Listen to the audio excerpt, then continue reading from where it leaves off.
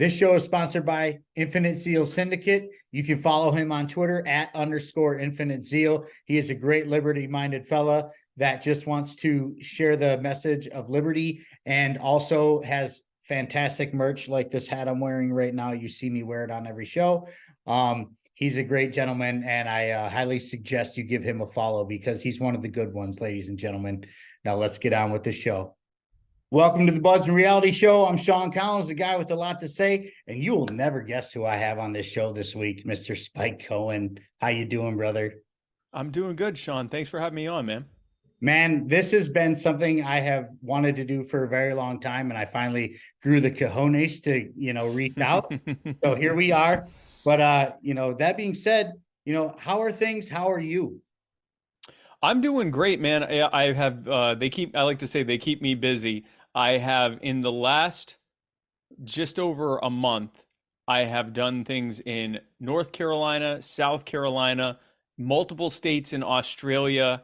I did Freedom Fest in Tennessee, and now the day after tomorrow, I will be back in South Carolina doing some stuff in Columbia, South Carolina, doing some stuff as well. I've got trips to LA and Dartmouth in I believe Connecticut, and I've got all sorts of stuff coming up. Wherever the Liberty movement needs me, there shall I be. But I'm doing good, man. How are you doing? Man, I'm doing great. Life is good. I can't complain. And even if I did, nobody listened anyway. It's one of those things. I heard that, I'm a trades guy. So years ago, I worked for a gentleman. He was in his 90s. Okay. And still drank beer every day and was full of piss and vinegar. But he said that to me one time. He's like, I can't complain, but even if I did, nobody listened anyway. And I took that home, man. I just brought it It's in. true. I was like, if you're 90 years old and still talking like that, man, I dig that. Like I totally appreciate that. But Yeah, absolutely. thank you so much for taking the time to do this show. I very much appreciate it. You're a very busy man. And one of those things that keep you very busy is you are the power. Yeah. And while a lot of libertarians focus on national issues and such, you Yep. are one who has totally switched from national because you were the VP candidate in 2020. Yep. Yep. And so that was a big national highlight and a national thing. But you go from that to going, I don't want to say straight through because I don't know the time frame, but it Yeah. seemed Yeah. like you went from that to you are the power right off the rip. And that was something that was very local. You were doing grassroots activism in local communities. So, that's something I want to talk about first with you, man. Let's talk about you are Sure. the power. Yeah, absolutely. And you're right. I've always known that we needed to start local and build our way up from there. And I saw that from just sort of a marketing standpoint. I knew that the biggest reason, when you're in sales and marketing, you look at the reasons why your customer, in this case the voter, why is it they aren't adapting our ideas? Why are they not taking it on? And you got to look at their objections. And even if you don't think they're good objections, you have to look at what their objections are and how to address them. And the biggest objection we have when it comes to libertarianism, and not just in the party, but just libertarianism in general, is people say, well, I don't know if you have a shot of winning or implementing it, and I don't know if it's even going to work. It seems like quite a risk. I don't want to take that risk. And that's the end of it. And they don't want to talk about it anymore. Even if they agree with us, they're like, yeah, but I'm not going to vote for you because I don't think you can win. And I'm not sure I'm going to say that I'm a libertarian or adopt your ideas because I don't know if they're going to work. I don't hear anyone else really talking about it. So, I guess that sounds good, but I'm just going to keep doing what I'm doing over here. And so as a result of this, these people are continuing to, in many ways, embrace or at least accept tyranny. We are going to need many more people who recognize that tyranny is not just something that's unfortunate, but that it's making things worse. And it also, we don't have to live this way. And the way that we do that is by changing the narrative. So I always knew that we needed to focus local because that's where we're able to, accomplish goals and win now and not wait for some distant utopian future. But it really drove it home when I was running for vice president. I'm going from city to city, town to town, county to county, state to state, and I'm meeting people from all over the country, including people that are elected officials or people that are running for office at the local level, people that are coming out that are talking about local issues. And, I'm hearing over and over again, not just their national concerns, which at that point it was mostly like the lockdowns and COVID regime and all of that, but also their other concerns about things like, something that was going on in their backyard or their city stealing people's property or police brutality and no one being held accountable for it. Or, the fact that they were so many people that would come up to me and say, hey, have you ever heard of civil forfeiture? And I'm like, yeah, no, I know exactly what it is. And they're like, yeah, I got pulled over and the cops thought that $3,000 was a lot of money for me to have. So they just stole it from me. And I've been trying to fight it in court, and I just keep getting railroaded. And I would hear these stories one after another, after another, after another. And it just drove home something I already knew, which is we're so focused on we're going to end the Fed, we're going to eliminate big government, knowing that we're not going to do that right now. There aren't enough people behind us for us to do those things. So what do? We complain about the big stuff. We say this is what we would do. 99% or 95% of the world goes, no, you're not. And then we go, blast it all to hell, we'll never succeed. And then 4 years later, we come back and do the same thing. Meanwhile, in our own backyards, we have people that are hurting, including in many cases us, right now because of things that are happening in their local government. And we have the wherewithal to build movements in our communities and get justice and demonstrate how liberty works contrasted against the harm that's being done by tyranny. So that's what we do with You Are the Power. We find people who are in need of help fighting back against their tyrannical governments. We organize our membership, which is closing in on 3,000 strong across the country, as well as the people in their local community to fight for justice for people in that cause. And we build a movement around that.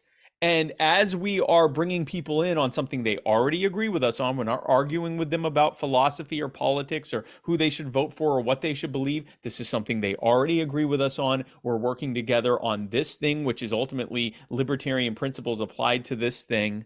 And in doing so, this is an opportunity for us to, as we get them involved in this cause and the next cause and the next one after that, we can demonstrate over and over again, liberty looks like this, what we're fighting for. Tyranny, the status quo, looks like what's causing this harm that we're fighting against. This is what we want. This is what we have. Come join us to fight for what we want. And and that's outside of politics. We're a nonpartisan organization. I don't care who you vote for, as long as you are consistently applying a principle that is based on all of us respecting each other as individual human beings. We can build out from there. And if you build a culture that is based on that expectation of mutual respect of each other as individual human beings, you can build the liberty movement from there. And that's what we're doing at You Are the Power. Which has been completely phenomenal to watch you do these things, because it's very grassroots. You've dug your boots into the ground. You have put your, really your livelihood on the line by doing this, because you're going to local municipalities and for better terms, raising hell, because you're going outside of the box. And what most people don't understand is, and even libertarians, that don't understand, is that change starts locally. Yep. It's not going to start federally. The federal government's not going to change itself overnight. It's not going to happen. They're not going to decentralize themselves. But what we can do is, because that's a big thing in the libertarian community, is decentralization. And so the federal government's not going to do that. And so we need to focus on local. And I've tried to drive this home so many times on this show, and I've had, some people on the show to talk about it more, but you're like the perfect person to talk about this because of what you do. When it comes to change locally, there's a word I love in the English dictionary that is one of my favorite words in the entire world, and that's nullify or nullification. Yes. And if you get the right people in the right situations in your local governments, you can start to break free from the tyranny that we speak of. Yep. Because you could be like, hey, man, you know, like right now we have in Michigan, there's a lot of red flag gun laws going on right now. Yep. And some of the local counties and the local sheriffs said, hey, we are not going to do this. Yep. Which is a form Exactly. of nullification. And we could do this on so many levels. It's not just about guns. Yeah. It could And be about, go well, ahead.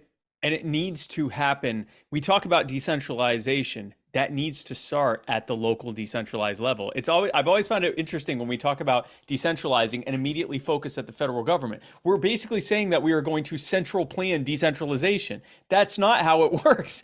We're literally, the way that it's going to work is there are three main types of nullification, broadly speaking. You've got your elected official nullification, your sheriffs, refusing to enforce bad state and federal or even bad county rules that they don't agree with, that are tyrannical and infringe on the rights of the people. You've got, city council members and county council members that are saying, we are ordering the police not to participate in this. You've got state legislatures passing things to nullify bad federal law and stuff like that. That's elected official. That's nullification by elected official. Then there's, of course, nullification by jury. So a juror or an entire jury has someone in front of them who's being tried for a victimless crime, and they go, not guilty, even if they think he's guilty, because they don't think that rule should be enforced. So they've nullified the that rule, at least in that one case, through their position in the jury box. Then the third one that often isn't talked about is the people's nullification that comes through non-compliance, simply not complying. We actually just had that. We're dealing with that in Columbia, South Carolina right now, where a lady that is feeding homeless people in Columbia, South Carolina, she was basically ordered by the police to stop doing it. She's been doing it for years. She's been partnering with universities and churches and local sports teams, the legit operation. She's been helping lots of people. She's been helping build a community of people who are helping each other, giving them a chance to be able to get back on their feet so that they're no longer in need and they can help others as well. She's doing this great thing, and the police step in and go, no, you can't do that anymore. We feel like we could interpret this rule against impeding the flow of traffic on a sidewalk. We could say that you're doing that because you're doing this partially on a sidewalk, even though they make a point of not blocking the sidewalk. We could maybe interpret it that way. So long story short, it's a real nice charity you got here. Be a real shame if you were to do it again and we were to throw you in jail for it. So we found out about that. You Were the Power found out about that. So once we talked with Erica, that's her name, Erica Brown, we decided to do her next event with her, and we publicized to everyone, hey, this thing that the police just told us that if we did, we could get in trouble, join us in doing exactly that this coming Friday. And we invited the mayor and the city council. I said, we're going to openly defy this order not to do this thing, and this terrible, insidious crime of helping people who need it. And so when we went out and did this event last Friday, no, the Friday before last, the police didn't come. We went out. We were expecting them to come out and force and try to stop us, and we expected to disobey. I was actually in Mississippi for another event, so when I say we, I mean You Were the Power. Expected to disobey. No one came. They handed out food, water, basic necessities until there wasn't a single person left who needed anything. They just gave out and gave out until there was nobody left in need. No one came out to stop them. Then as they were wrapping up, 2-3 hours later, as they were wrapping things up and heading back, some police showed up, and the lieutenant came out to tell them that he loved everything they were doing. Shortly after that, the mayor and the city council, some of the city council members came out saying they too supported and always had supported the work that Erica was doing to help people. And a local official from Irmo, which, if you know the greater Columbia area, Irmo's like basically part of Columbia. It's right next to Columbia. One of their city council members has said they're going to start going out every Friday to help Erica. So elected officials who either didn't know about this or did know and were trying to stop it, now suddenly they're all on board and they're fully in support of what she's doing. Now, we know a rat when we see one, so we're actually going out there this Tuesday to their next city council meeting to call for them to stop enforcing this stuff broadly. Not just if enough of us show up and make a big enough stink, but if anyone wants to help anyone and they're not actually obstructing anyone or creating a dangerous situation, then leave them alone, respect them as an individual human being, and let them feed people that are in need. So this is the kind of work that we do. And yes, nullification or even the threat of nullification is a huge part of that, Sean, because you got to remember, there is no such thing as government power. That's a myth, basically. There is what there. What's that? It's an illusion. Like government power is an illusion. Yeah, it's what they're willing to enforce and what we're willing to tolerate, and that's it. And if they're not willing to enforce it, or we're not willing to tolerate it, and it leads to them not wanting to enforce it anymore, it's not there anymore.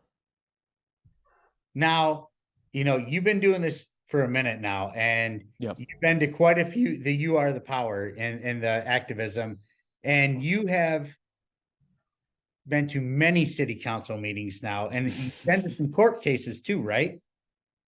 I have not been to court cases, but some of the causes that we've worked on, they have then gone to court. And we do, I say we like to fight everything except the court battle. We do have partners that we work with who do the court part as well, but we focus on applying people power to elected officials who, will back off so that we are, so that we can get us off of their backs. But yeah, no, we've had, like, for example, another case where a homeless veteran was wrongfully arrested and assaulted. The police tased his dog.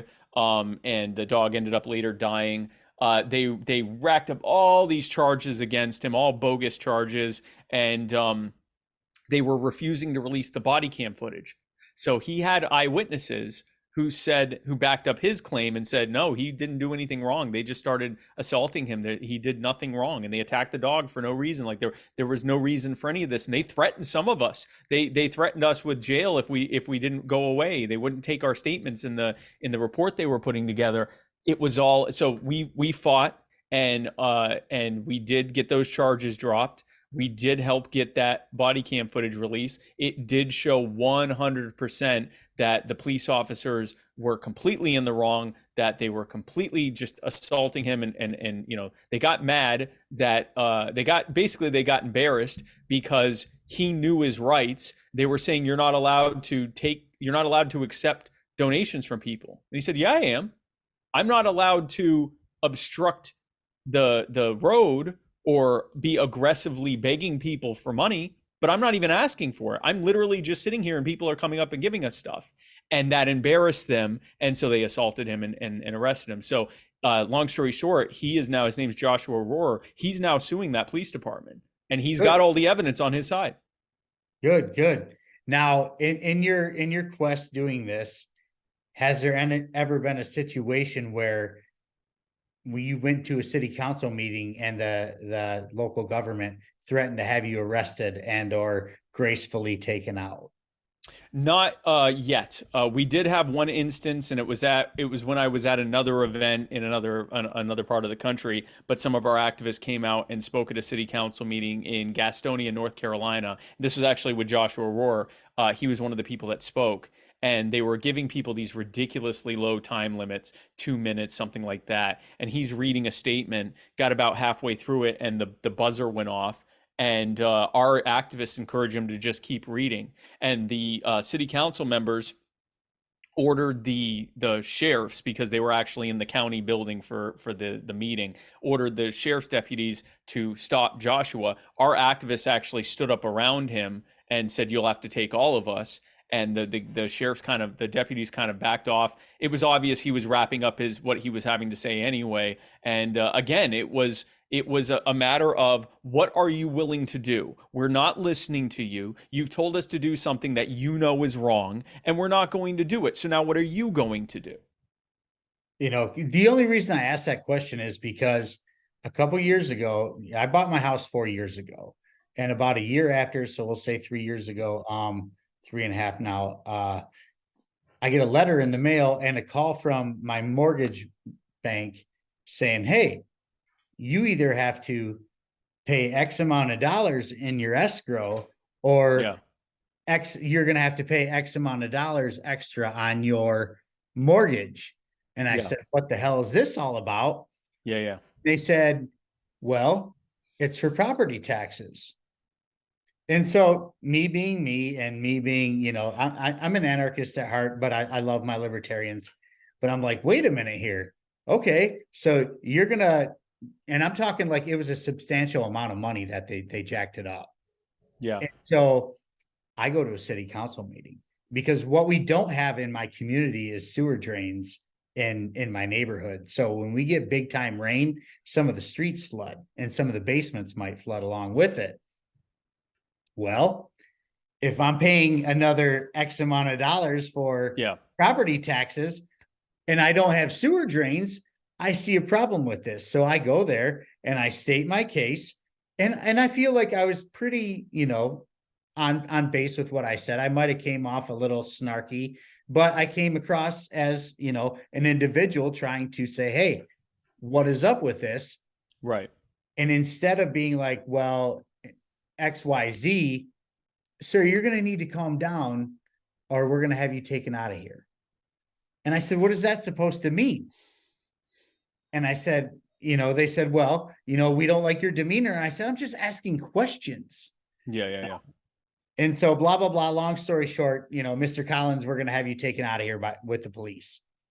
Well, adios, amigos. I'll walk out. You don't need to take me out of here. I'm not trying to get arrested. Right. My wife will kill me. Right. You know what I mean? So, that being said, it was one of those situations where, without government, who's going to shut you up while trying to speak your piece? Yeah, because you're speaking out against them robbing you. Without government, who would threaten to kidnap you for complaining about being robbed by them, right? Here's part of the thing, Sean. It's one thing for them to say that to one person. If Joshua Rohrer had just stood up there by himself, they probably would have gone up there and pulled him aside. But now suddenly it's a bunch of us. And the more of people are involved, Erica Brown in Colombia, when it was just her, they went up and said, yeah, we don't think you should be doing this no more, and you're going to get in trouble if you do it. When it was a bunch of us showing up, now suddenly it's a political problem. And it's not just like, oh, there's 5 of them, we could never take them on. It's not that. They have overwhelming force. They can do that. It's, is this worth the political headache now? It's not just a person or 2 people. It's now dozens of people or hundreds of people. Is it worth the headache that is going to come from doing this? And very often the answer is no, it's not. And when they do something stupid and go, yeah, it's worth it, we're going to fight to the end, it ends up blowing in their face and becoming a much bigger thing. Part of Joshua Rohrer's lawsuit against the police department is because they didn't like how they were getting beaten up on their social media. So they started responding and making up lies about Joshua and saying he was a criminal and saying that he accepted a plea deal that he didn't accept and saying that, that all of this was all his fault. And they kept saying it over and over again. They started attacking people and insulting them. Now, they can attack and insult if they want, but they slandered him. And so now he's going after them, not just for the actions they did as police officers, but also for defaming him. And so any other police department, social media that's watching this is realizing, hey, maybe that was stupid and we shouldn't do that. So a lot of this is, and this is what happens with, this is why I call it you are the power. You have so much more power. The average person has so much more power than they recognize. And if we work together, we are way bigger than the sum of our parts. When 5, 10, 15, 20 of us show up, that's more than 20 times one of us showing up. That's thousands of times more than one of us showing up. And if we can make a movement of thousands of people across the country, it's almost immeasurable how much more power that has. It becomes something they cannot ignore. And when you can use that to pull people into the movement and get behind your ideas and your solutions, and as you're getting them behind your ideas and solutions and getting them organized to fight for those ideas and solutions, you can expose them to the principle behind why we're doing this in the first place. And in doing so, you make them libertarian, and they're already activists. We don't make them libertarian first and then try to turn them into activists. We get them involved in activism that they already agree with and then say, hey, this is libertarianism. And this is why we believe this. And the reason that works is because we're using the tried and true method of starting by showing that we care about them and that we care about things they care about too. There's an old phrase, no one cares what you know unless they know that you care. And libertarians tend not to think that way. We tend to think first about the logic, the foundational philosophy, the principle behind it. We're wired differently. We're the innovators and early adopters. It's not for nothing that we have a disproportionately large number of neurodivergent people in the liberty movement. We joke about it all the time, right? But it's for a reason. It's because we've been messaging as innovators and early adopters in a way that only appeals to innovators and early adopters and actually is unappealing to the majority of people who they want to hear, do you care about me? Will this work? Do other people agree with you? That's what they care about. They might one day be interested in knowing about the principle behind it. Most of them could not care less or even be able to process what that even means. It's not because they're stupid. It's because that's actually normal wiring for human beings. We are social primates, and most social primates, most of the greatest apes, the human beings, are wired that way. That's normal. You know, we call them normies. That's what's normal. So when we're sitting here getting frustrated that they don't accept the principle first and that they just want to know what their neighbor thinks about it and that they just want to go along with what their social networks, their social support networks agree with and they want to hear, examples of it and that the principle itself isn't enough for them and they don't want to align with a moral and ethical ethos behind why they believe what they believe. That's normal. That's actually normal. It's weird to us because we aren't wired that way, but that's how the vast majority of people are wired. So if we get over ourselves, because, we like to say facts don't care about your feelings. Well, it's true. However we feel about the fact that most people are wired that way, it doesn't matter what we feel about it. That's how they're wired. And the way that they're wired is that their feelings dictate whether or not they're even going to listen to our facts. So the way that we spread the message is demonstrating first, we care about you. And we care about the things that you care about. Then we say, here's why this thing that we both care about, that we agree that we care about, here's why that's happening. Here's why the status quo is failing. And then we say, here's our solution to that. Here's how this would be better than this. And you explain that. Then and here's how you can join us, call to action. Here's how you can get involved. Then at some point, some of them might actually care to hear the underlying principle behind why this works better than this, right? But most won't. Most won't care about that part. So instead of leading with this, we lead with this. We care. Here's why this thing is happening. Here's why the status quo is failing us on this thing we both care about. Here's our solution to it. Here's how you can join us. Here's the call to action. And then for those who even could bother to care about it, here's the principle behind why what we believe makes sense. But we don't make them accept that first. We understand some of them may never accept it. They're actually going to accept it as an ad hoc thing because we're just the people who care, who gave them something to do to show they care too. And that's going to be enough for most people. And you just, you drove the nail home on that one. But, moving on from the local stuff, there is some national stuff I do want to pick your brain about. Because sure, absolutely. You are very well versed when it comes to war and anti-war. And as of recent, and I really want to pick your brain about this. As of recent, it's not a big secret. The United States just sent, about 3,000 troops via boat over to Iran. And on top of that, we're involved with another, about a handful of wars? To Iran or to Iraq? I thought it was Iran, but it could be Iraq. I might be totally wrong. I thought it was Iran. I thought they sent, because the Iranian government was trying to, and this is the spot of the stories that they don't really dig into. It's because they're trying to stop trade or commerce over there. And so they're sending all these Marines over there via ship. Okay, I see what's going on here. So they have sent they sent 3,000 US military personnel to the Red Sea on ships. So they're right there at Iran in response to alleged seizures of civilian ships by Iran. So yeah, they're ramping it up right there at the border, at the shore of Iran. So, that being said, we're involved in it's not just Ukraine, Russia. No, it's You know, everywhere. we are bombing people all over. We're bombing Uh, people in Africa, we're bombing people in the Middle East, and we are actively funding Taiwan right now to provoke China, which I know a lot of that sounds crazy. Why are they provoking? This is what the United States government does, is provoke things. They provoked Russia, and now they're provoking China. yeah. Where's your head on this? So, and in addition to that, the U.S. government recently just stopped funding the genocide in Yemen, which was being carried out by the Saudi government and Al Qaeda. Remember them? If Yes. you or I gave a plug nickel to Al Qaeda, we would be facing jail time for it. If we gave any kind of material support to Al Qaeda, we'd be facing serious prison time. And meanwhile, out in the open, the US government has been sending hundreds of millions of dollars over the course of the last, 12 years, 10, something like that? Well over a decade at this point. I think 15 years, something. No, wait, this started with Bush. We're closing in on close to 20 years that the Yes, US government sent hundreds of millions of dollars during that time of weapons to Al Qaeda.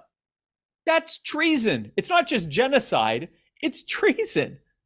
The US government is funding drug cartels in Central and South America and in Mexico, both directly through sponsorships from the DEA and the CIA and the State Department and so forth, but also indirectly by continuing to enforce the war on drugs, which props up the black market that made them so rich and powerful in the first place, right? So, I mean, it's everywhere you look, you see governments, in especially the US government is the main one, but governments in general, who are creating problems, making those problems worse, basically, creating the conditions for it to be as bad as humanly possible, and then saying, oh, well, we have to do something about this. Well, yeah, how about you stop?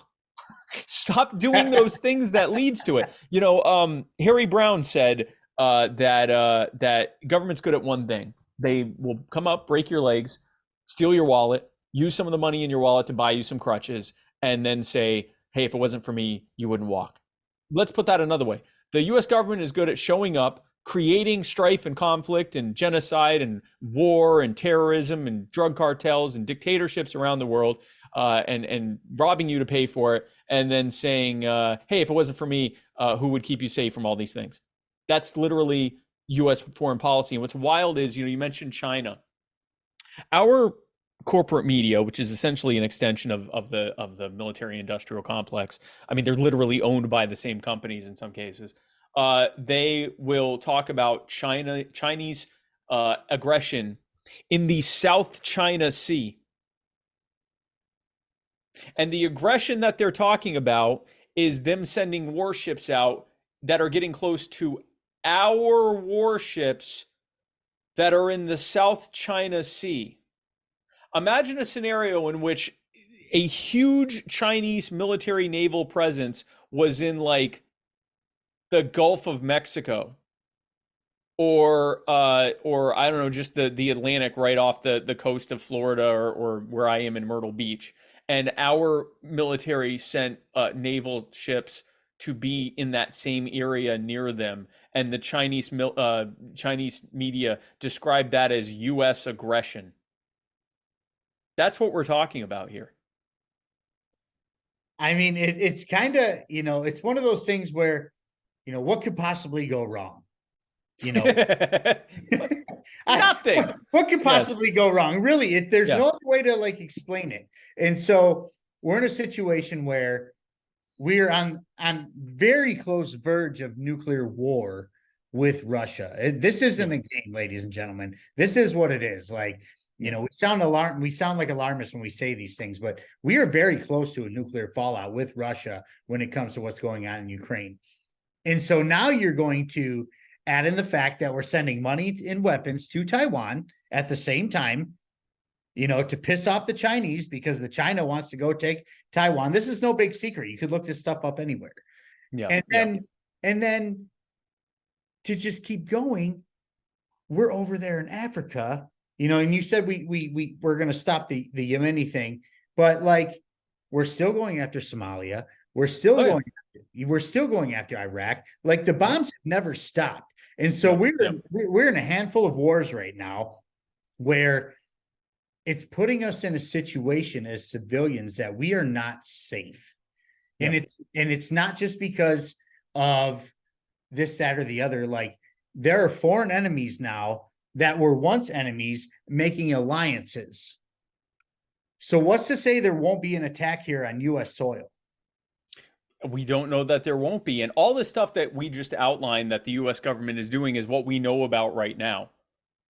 Like if you look back historically, there is no reason to think that there won't be stuff that will come out in a few years that's happening right now that we just don't know about.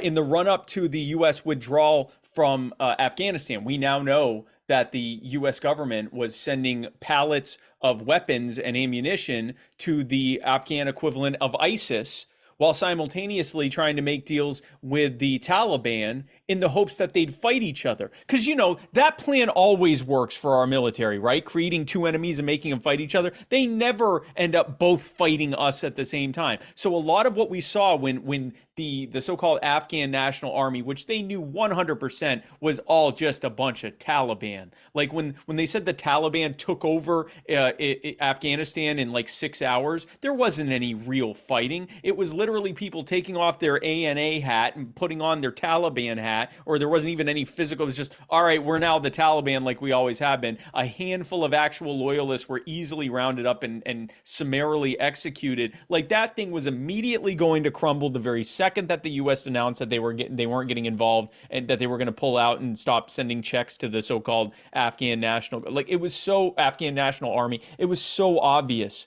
that that was the case. But now we know it was even worse than that. They were arming the terror groups that ended up using those weapons against us, even as we're trying to leave, right? And are now no doubt using them against the civilian population. Who knows what we are going to find out that our government is doing in Afghanistan, in Iran, in Yemen, in Sudan, in Somalia, in Eritrea, in all of these places, and God knows where else, because it seems like every few years or every year we find out about terrible stuff that happened 5 years prior. And unfortunately, the average American is in this weird trance where they're told, yes, the US government has been doing terrible things in the 1910s, 1920s, 1930s, 1940s, 1950s, 1960s, 1970s, 1980s, 1990s, 2000s, and 2010s. And no one was ever truly really held accountable for it. Everyone involved either retired or got promoted.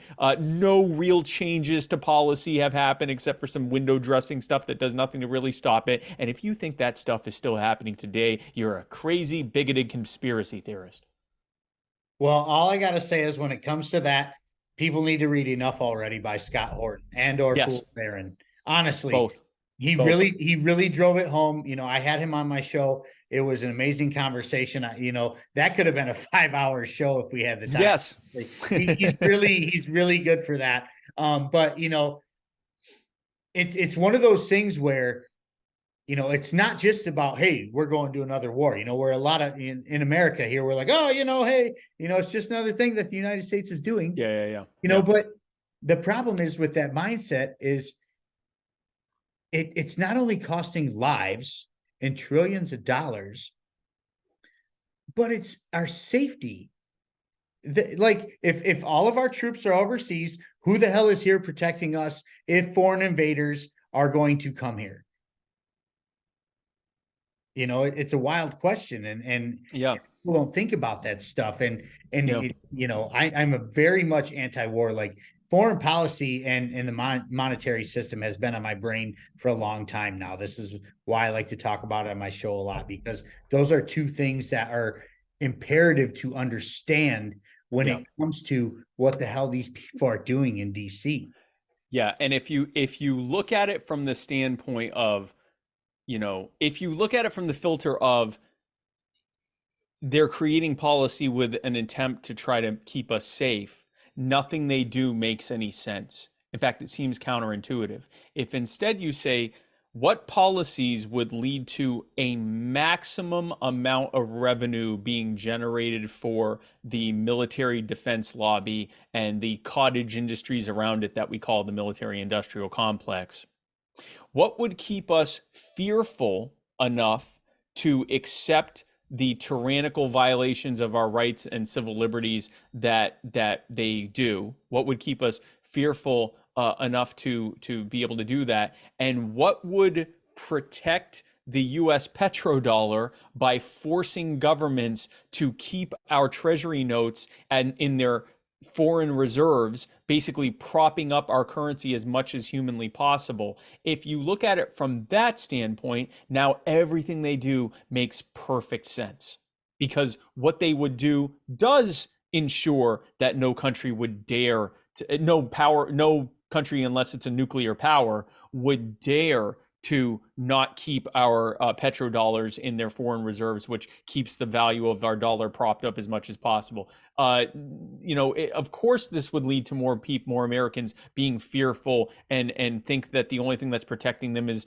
the government and the military. Of course, this would massively enrich, to the tune of close to $1 trillion a year at this point, enrich these huge multi-billion-dollar multinational defense corporations and this huge industrial complex. Of course, it would do all of those things. Now it makes sense. But it's a huge red pill to accept that this system is not made to keep us safe. It's a scam. It's made to enrich central bankers and protect the power of foreign dictators and terrorist groups and drug cartels and the US government. But I repeat myself. Man, you just drove that nail down, man. You just put it to sleep right there. And I appreciate your input on that. But because of time or whatever, there's one more thing I want to, well, before I get to some fun questions, because I have some fun stuff for you, actually. Okay. I don't like to black pill at the end. I want to white pill it. It's one of those things. But we're in a situation now as libertarians, as a party, where we're in a very, very, very unique situation coming into 2024, because they're really, really, really pushing a Biden-Trump 2.0. Yeah. And I feel like a vast majority of the people do not want to see this again. They don't. They Every really poll, don't. there was a poll that like 60 some odd % of Americans did not want Biden to run again, and 70, I forget which one it was. One of them was in the 60s, one was in the 70s, but both of them, super majorities of Americans, said that they both did not want Trump to win or to run, and they did not want Biden to run again. They did not. The overwhelming majority of Americans said, we do not want Trump Biden 2.0. And true to form, the Republicans and Democrats said, we got you, Trump Biden 2.0. And that's what it's going to be, because they have all the money. Anybody who understands how elections work, especially if you talk to Larry Sharp, the one who's been screwed ultimately by the government when it came to running and getting monies and signatures and stuff. Nobody wants this, but this is what we're going to get.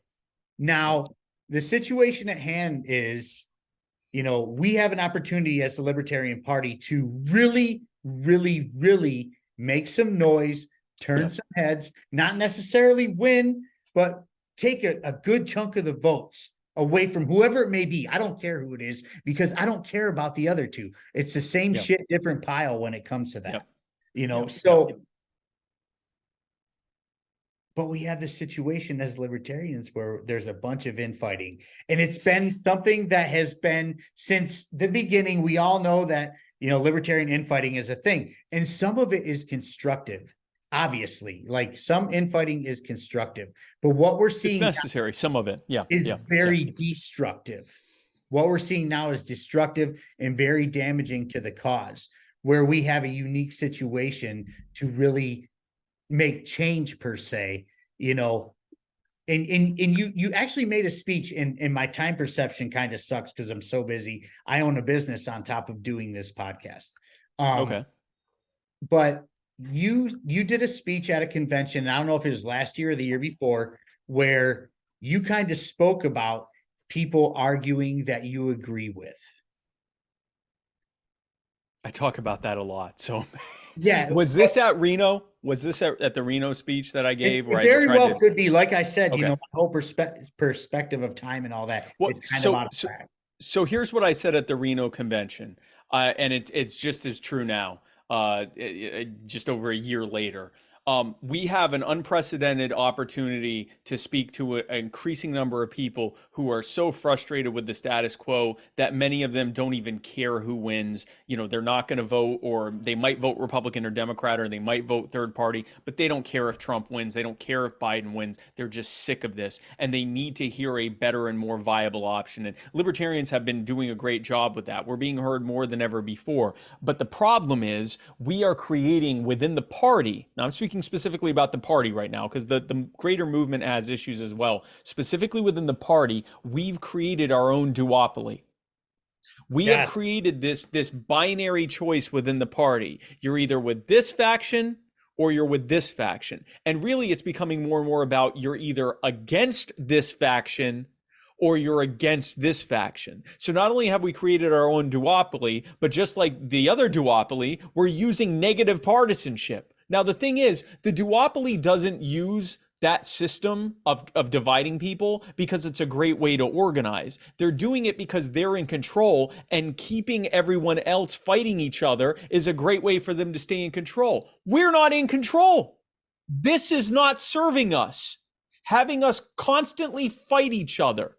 Not say, I don't agree with you, so I'm going to go do my own thing. And this person saying, I don't agree with you, so I'm going to do my own thing. But constantly fighting each other and putting the majority of their efforts and resources and focus and time and money and everything else into constantly fighting people that you agree with probably 85 to 99% of the time, and fighting with each other over who should be in charge, which strategy we should use, whether or not you like this podcaster or this TV personality or whatever, the real important stuff. Instead, if instead we said, you know what, we have to figure out who's going to be in charge of the party.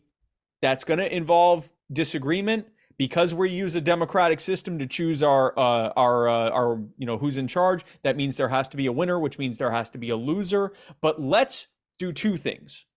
First of all, when we're campaigning for who's going to control the party, who's going to be the nominee, whatever else, let's say this is my vision or our vision of what we're going to do with my candidacy, with the party, whatever.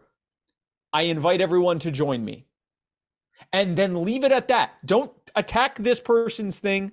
Don't attack this group's thing or this faction's thing. Say, this is what I plan to do. Everyone already knows everyone's dirty laundry. You don't have to say this one's doing this or that one's doing that. Everyone already knows. They don't care. Or they do care. That's already baked into the cake. Go tell them what you're going to do instead. Again, going back to, I care about this. Like, let's apply what we just learned about how to reach people and bring people in. I care about this party just like you do. Here are the problems that we're facing with the party. Here's my solution to it, and here's how you can join me. And then here's the principle behind why I'm doing this. Stop fighting, stop running against something and run for something. Stop assuming only good faith of people in your ranks, because there might be some bad people there, and stop only assuming bad faith on the other side, because there are plenty of good people over there. Find people who want to do good work with you and then build out from there. Because if you don't have the wherewithal to get a few hundred or a few thousand people to join you in, being in charge of the party, how the hell are you going to get hundreds or tens of millions of people to hear our message if you can't even organize at the hundreds or thousands level, right? So, and if the way that you do that is by trying to, make the whole thing so toxic that no one else wants to be a part of it, congratulations in having our party. We've already had enough of that. So I don't care what faction you're in. I don't care what part of the party you're in. I don't care about any of that. Build a viable plan for what you want to do with the party, what you want to do with your run for office, whatever, and invite everyone to join you. And understand that whoever joins you or doesn't join you is still helping you, if in their own way. If they join you and are a part of it, then they're helping you. It's obvious they're helping you. If they don't join you, but they do their own thing to try to achieve the same goal, they're ultimately helping you too, because we're all working towards the same thing. And you can look and see what they're doing. And if they're doing something that you like, you can You can copy that. If they're doing things you don't like, you can say, well, make sure not to do that. So they're still helping you. If they just sit around and bitch and moan on social media all day, they're still helping you because they're providing a contrast to the positive work you're doing. So literally, no matter what they do or don't do, they are still helping you. So just invite everyone to help you in whatever way they wish to do. Stop shining. You're trying to build a platform. That platform is effectively a spotlight.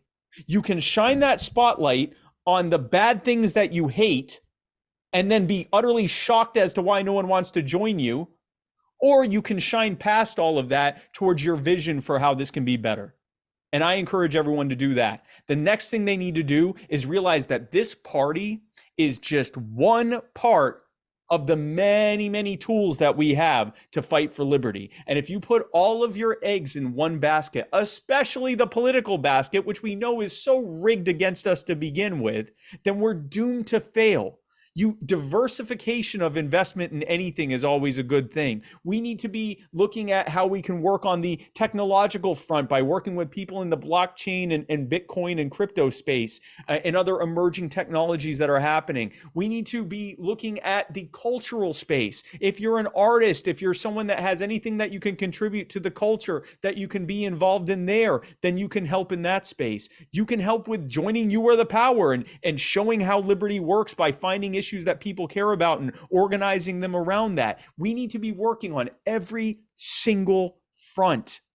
And you need to be finding what's in your wheelhouse. Maybe you're not the front-facing guy that's going to be standing in front of the cameras and giving the interviews. Maybe you are the person that's going to be doing the database work or the graphic design or just knocking on doors or just showing up and doing the lifting or whatever. I mean, some people literally the best thing they can do is just help move stuff around at the events and like all of us have our place, the thing that we are good at, that we are comfortable in doing, and that we can give to, that we have the ability to give to this movement. We need to focus on what we can do instead of criticizing each other. And as long as we keep focusing on criticizing each other, we're going to have the same results that Republicans and Democrats have, endlessly blaming each other for the problems that are happening. And the difference is they know that it's a scam. They know that it's a good cop, bad cop routine, and they do it because it serves their interest in keeping us divided. This doesn't serve us. We have to stop it. Man, thank you so much for that, because you just took it home. Seriously, it's been very disheartening for a lot of us to watch, the infighting happen with it's nonsense, honestly, really. Yep. Whether it's because, this faction or that faction, the ultimate goal, it's all about the ultimate goal. It's about more freedom, less government, and ending the wars and ending the Federal Reserve and the IRS and the important things. Yep. It's not about who's in charge or who's doing this or who's doing that. It's counterproductive. It's ridiculous. And I'm so glad you just totally went on a rant about that. Thank you. And one more thing. There is this other false binary choice that we've had in this party forever. Because let's be clear, the fight that we're seeing right now is, broadly speaking, the fight we've been seeing for a long time. It's worse because autistic people on the internet do this, and that's been a problem that we have, is that like people are becoming terminally online and just fighting each other on keyboards all day long and on their phones, where they could, like, it used to be that they would only do this when they get together at conventions. Now they can do it 24/7 at the expense of every other aspect of their lives, which is works really great for us. But this is part of a broader fight that we've had in the party since it was freaking founded, and probably even before that. The so-called pragmatists versus the so-called radicals.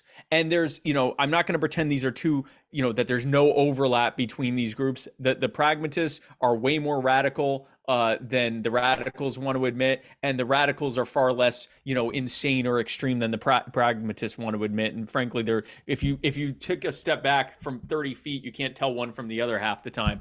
But the pragmatists tend to focus on what they call relatability and electability, and what can we do now, as opposed to what does our ideal future look like. The radicals say, well, it's all for naught if we lose ourselves in the process. We have to stick to our principles. And those are both true. We do need to come up with a viable path with incremental steps, understanding that there is no Rothbard button and that we'd all press it if we could, but it doesn't exist. You can't snap your fingers and make government go away. And if you did somehow, everyone would just turn around and say, what the hell is your problem? They go back to making a new government, which is probably worse than the one that we replaced. So if we know that, then yes, we have to come up with a series of viable, serious, but incremental steps to get from where we are to where we want to go. So that's true. It's also true that if we only focus on what we think is going to get someone's vote, we are already starting to game it against being truthful and being true to what we actually believe, which means if we go that path, we probably are never going to win because they already get that from the Republicans and Democrats. Why would they vote for us? If we're basically saying, yeah, we're basically like them, except we can't win. Oh, okay. Well, then most people don't even care what we have to say. But let's say we do win. That would actually be worse if the way that we won was by engaging in the same kind of, lies and deception that the Republicans and Democrats do. We're inevitably going to just become the thing that we hate on our way to getting that power. So no, you don't. It's not just one or the other. Yes, we do need to be pragmatic. We do need to come up with viable steps. We also need to make sure that we stay true to what we actually believe, and that instead of trying to trick people into believing into voting for our candidates, we help show them the actual benefits of it, so that whether they vote for us or someone else, they're going to demand what we're pushing for anyway.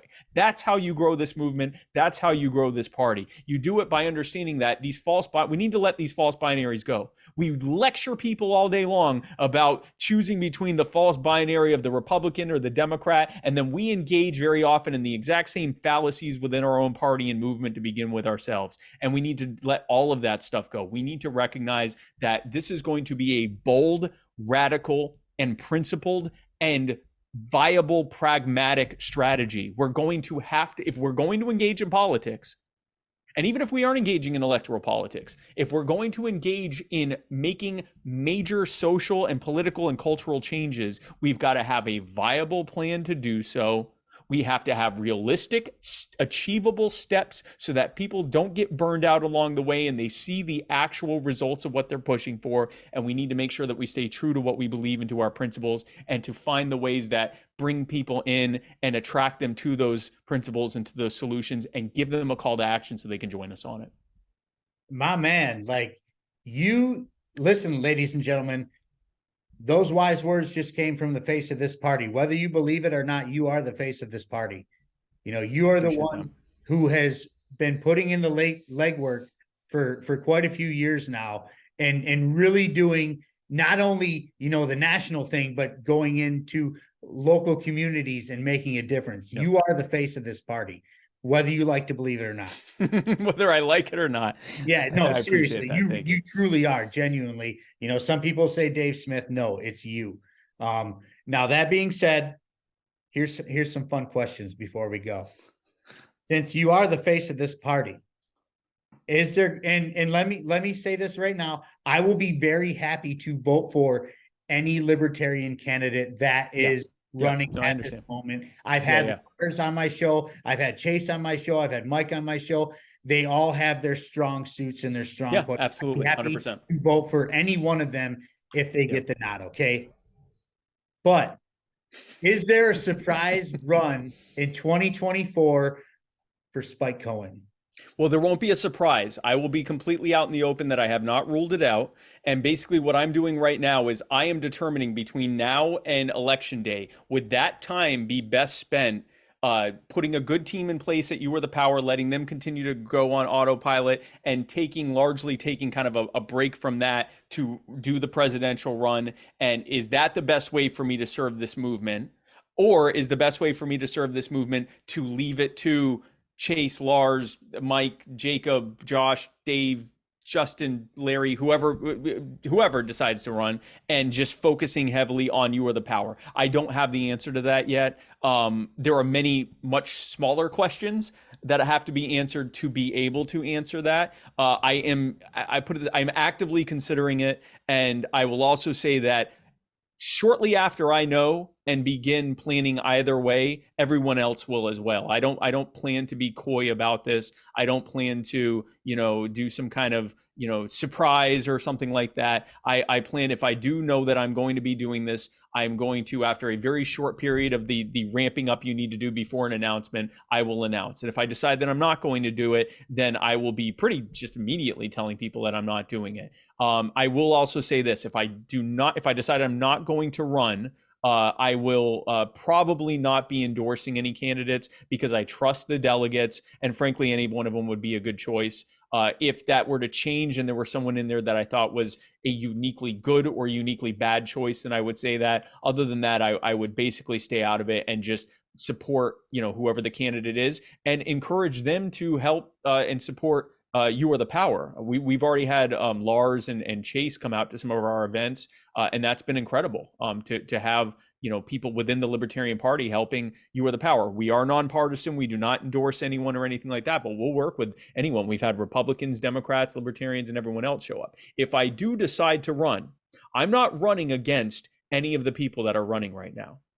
Going back to what I talked about, shining past and not shining against, I am not going to say why you shouldn't vote for those other candidates. If I am running, it is because I have put together a strategy of what I'm going to do running, and how that's going to affect my campaign, how that's going to affect the party, what that's going to do for the people running down ballot, and how we're going to work together. And I'm going to create very consistent and clear calls to action for people to be able to help with it, and I'll invite people to join us. So if I do end up running, then it will be very clear, not just that I am running, but exactly how I plan to do it and how you can be involved in it.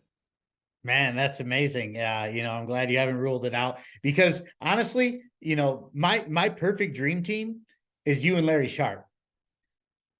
Like the sharp spike ticket. Yes. Yeah. Like I just, and one of my buddies, Patrick Kirby, who's been on the show, has sharp spike. Yes. Yeah. Know the deal. No, I've seen it. And so, that's like, that would be my dream team. That's a lot of our dream teams. Well, you never know. I love Larry, but Larry and I get along great. So, I mean, I certainly wouldn't be against that if that's what happened. But I said, I'm not ruling it out. But I don't want to give people false hope or anything like that. I will say it's never been a thing I planned to do. It wasn't like after 2020, I'm definitely running in 24. I have not ruled it out. And if it bottom line, wherever I can best help this movement, that's where I will be. That's amazing, Spike. Now, before we go, I have two very fun questions for you. Okay. And one actually comes from my wife. Yes. Where'd you learn to ballroom like that? Oh, dancing. So Tash and I have been, yeah. Yeah, so Tasha and I have been doing Latin dance and some ballroom dance, but mostly Latin dance since 2008. We started doing it it was shortly after we started dating, and we were looking for a thing neither one of us had done, and it was Latin dance. So we just really got into it. So I know when people look at me, they think this man obviously is a very accomplished Latin dancer, but I actually am. I'm pretty good. I'm not pro by any stretch, but I'm a pretty decent amateur. And we love doing it. We've been doing it for 15 years now. That's awesome. It was one of those things where I showed my wife the video, and she's like, "You don't dance with me like that." And I was like, "That's not like that. I am your typical white male with two left feet. I just can't dance." It's right. Yes. You give me a couple cocktails, I might do some fist bumping, but that's about it. Now, for the final fun question of this show, sure. What type of music are you listening to before you go cyberbully the government or go bully them in person at city council meetings? What type of music gets you going for that? Yeah, usually rap music. Yeah, no, you got to get into that really that fuck the government space. And that's helpful. Sometimes I'm often listening to Wu-Tang. I'm pointing at the couch I often sit at while I'm on the phone. I will often be listening to Wu-Tang or Griselda or some kind of really hard gangster rap, while I am actively, cyberbullying various government agencies and corporate media outlets across the planet. So that's, my go-to is the angriest rap you can think of. Fantastic. And a lot of people don't understand this is, presidents only last 4 to 8 years, but Wu-Tang is forever. Yes. So, and for the children. Yeah, for the children.